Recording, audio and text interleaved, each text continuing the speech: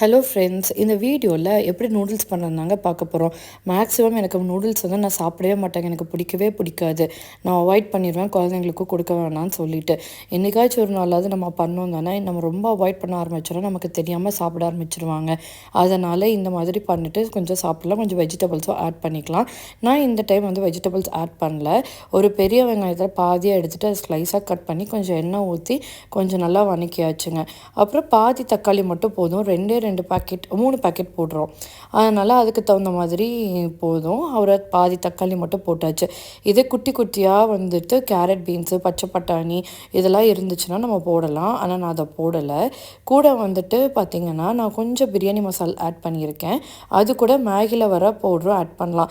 Sometimes நிறைய பேர் சொல்கிறாங்க, எனக்கும் அது கரெக்டாக தெரியல, அந்த மேகியோட பவுட்ரு தான் வந்து ரொம்ப உடம்புக்கு கெடுதலுங்கிறாங்க. அது எப்படின்னு எனக்கு தெரியல. அதனால் நான் என்ன பண்ணுவேன்னா, அந்த டேஸ்ட்டுக்காகவும் இதுக்காகவும் பாதி பாதி போட்டுருதுங்க. மேகியில் உள்ள ஒரு மசால் வருதில்ல, அது கொஞ்சமும் நம்மக்கிட்ட இருக்கிற பிரியாணி மசாலோ கரம் மசாலாவோ அதுவும் கொஞ்சம் ஆட் பண்ணிக்கிறது. ஆட் பண்ணிவிட்டு கரெக்டாக ஒரு பாக்கெட் நூடுல்ஸ் பாக்கெட், சின்ன பாக்கெட் நூடுல்ஸ்க்கு 3/4 டம்ளர் தண்ணி, பெரிய டம்ளரில் தண்ணி ஊற்றினா கரெக்டாக இருக்கும். இல்லைன்னா சூப்பி நூடுல்ஸ் மாதிரி ஆயிரும். நல்லா கொதிக்கணுங்க. நல்லா பபிள் வந்துட்டு கொதிச்சதுனா, இல்லைனா சம்டைம்ஸ் வந்து வலுவலுன்னு இருக்குங்க நூடுல்ஸு. இல்லைன்னா நம்ம வந்து தனியாக பாயில் பண்ணி எடுத்து வச்சுட்டு கூட நம்ம வந்து இந்த கிரேவி மாதிரி பண்ணிவிட்டு ஆட் பண்ணிக்கலாம்.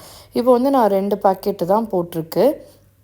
அதுக்கப்புறம் கொஞ்சம் கேப் உண்டானோடனே இன்னொரு பாக்கெட்டு வந்து இன்னொரு சைடு போட்டுக்கலாம். இப்போ என்ன ஆகும்னா 3 பாக்கெட்டுக்கு இந்த அமௌண்ட் ஆஃப் தண்ணி வந்து கரெக்டாக இருக்கும்.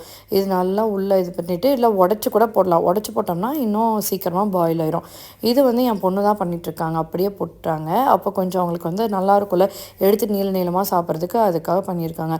பார்க்குறக்கு இந்த கலரில் இருக்குங்க. கொஞ்சம் தண்ணி லைட்டாக இருக்கிற மாதிரி இருக்குது. ஒரு மூடி ஒரு 2-3 நிமிஷம் வச்சுட்டோன்னா நல்லா இந்த மாதிரி சூப்பராக உதிரி உதிரியாக வந்துடும். என்னைக்காச்சும் ஒரு நாள் இந்த மாதிரி சாப்பிட்றதுல தப்பு இல்லைங்க.